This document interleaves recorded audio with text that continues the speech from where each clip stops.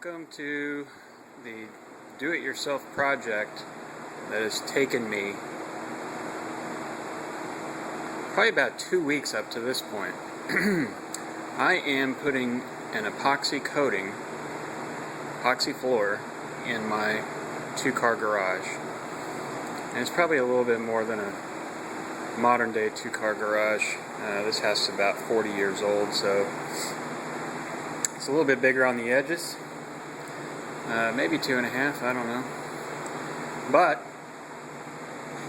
I didn't make any videos of my preparation stage because it was just such a pain in the butt that I forgot. I got so frustrated with it. It's actually not difficult, it's just so labor intensive.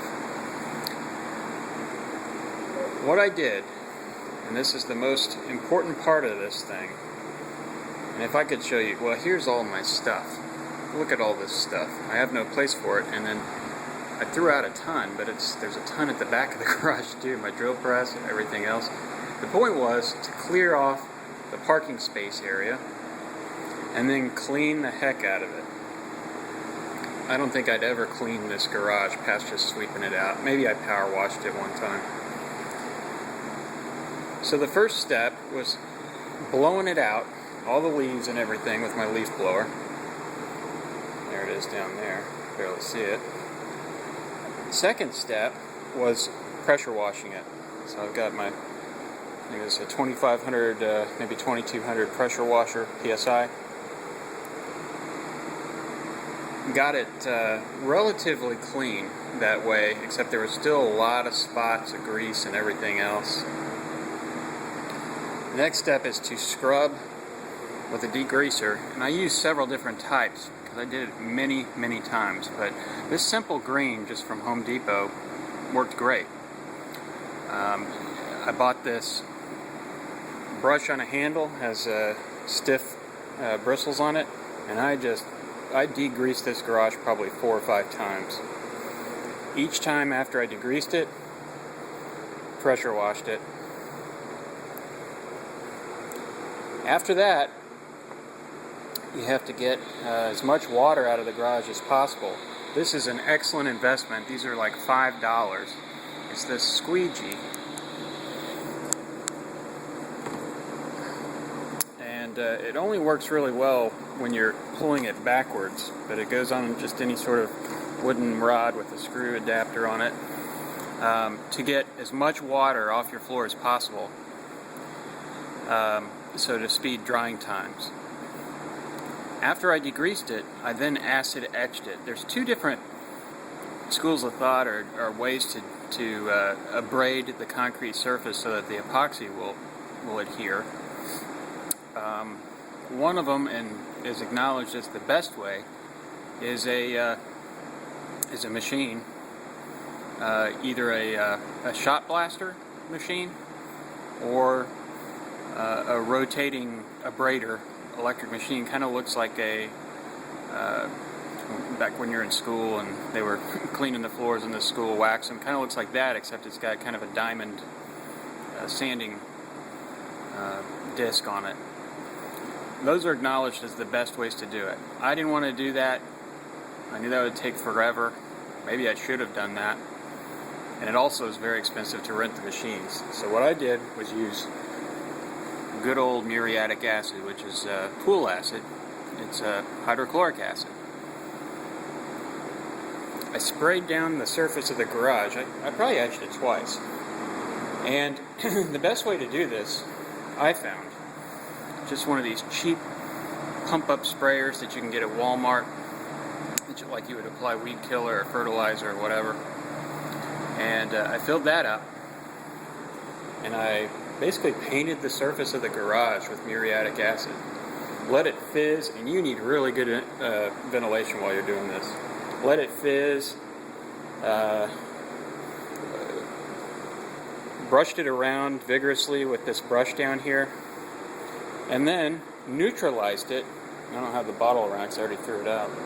There's 2 ways to neutralize the acid, because you don't want to just wash acid out of your garage into your driveway or neighbor's yard or whatever.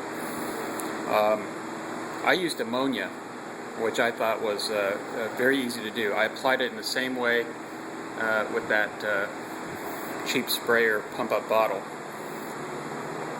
Other people use baking soda. I considered doing that, but it sounded like it was just going to be way too messy because it just get a bunch of baking soda clumped up junk that you'd have to rinse out and clean again. So I went with the ammonia, got it out, squeegeed it out, power washed again, rinsed, power washed, rinsed, power washed, rinsed, power washed, and this is what I'm dealing with right now. Now, this floor is extremely clean now. It is a 40-year-old slab, so there is some discoloration that I don't think is grease. I think it's just where the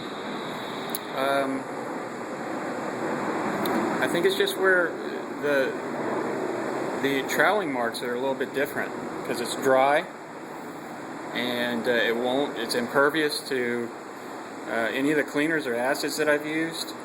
But if you saw this floor before I started this, it was pretty brown and black, disgusting. So I'm figuring that if it doesn't come up with any of the chemical attacks that I brought on, and the pressure washing, and the degreasing many times each, it's probably not going to come up under the epoxy. I also, this probably wasn't necessary because I don't really have any large cracks, anything of significance, but I did fill a few hairline cracks with some concrete patch material.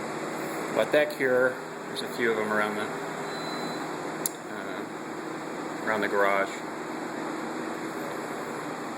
And now, just for fun, I'm waiting another hour with these two box fans. Humidity here in Dallas is pretty low. It's about 39%. Temperature out is about 80. So it's a good day to do this. Last few days have been rainy and nasty, which has slowed down my progress. But I'll show you one more thing before I start all this up. This is what I chose for my epoxy. I first went to Home Depot, and knowing nothing about it, it's kind of an impulse buy. I bought the Rust-Oleum residential kit. It's water-based epoxy. And a couple days later, I was looking it up on the internet, and pretty much everyone said, or the consensus was, it's okay, but expect to have to redo it fairly often, every couple of years or so, because it will experience hot water pickup, or I'm sorry, hot tire pickup, chip, etc. But again, everyone stressed that any product is terrible, is crap, unless you prepare the surface correctly. So who knows, that might have been okay, but I decided to go with this product by Pittsburgh Paints, PPG, called Aquapon. 1 gallon of this is a hardener, and 1 gallon is the tint base coat. You mix them together, and you use an electric drill and a bucket to, with a mixer attachment to get it nice and blended. And then you let it sit in the bucket for 30 minutes to basically sit. I forget what they call it, that time period, but you got to let the two parts react before you start using them. But the thing that I really liked about this product is that it's got a 4-hour pot life. At least that's what the instructions sheet and the MSDS say. So being the first timer at doing something like this, not having to hurry. Some of the products out there, have much shorter pot life. You really got to hurry. And since I really have never done this before, I wanted something that would give me a little bit of latitude. And this is the stuff that they coat aircraft hangars with, the floors. So I figure if it's good enough for that, it'll be good enough for my little garage here. And that's about it. I chose a gray color. It was kind of in between I tried to strike a balance, talk to the guy in the PPG store, between making the garage, lightening it up, because I'm planning to do a lot in here, a lot of work after this, and also so that the dirt won't show. So kind of a medium gray. And then I've got, it's actually a silver gray medium or something. And then I've got some color chips that I bought at Home Depot. that I'm going to toss down. We'll see how it works out. If you notice, the back of my garage, there's a step up where all this garbage is, and there's also rust stains here that I don't care what I did, I could not get it up. So I figure I'm fine. There's a step up and where all my garbage is sitting.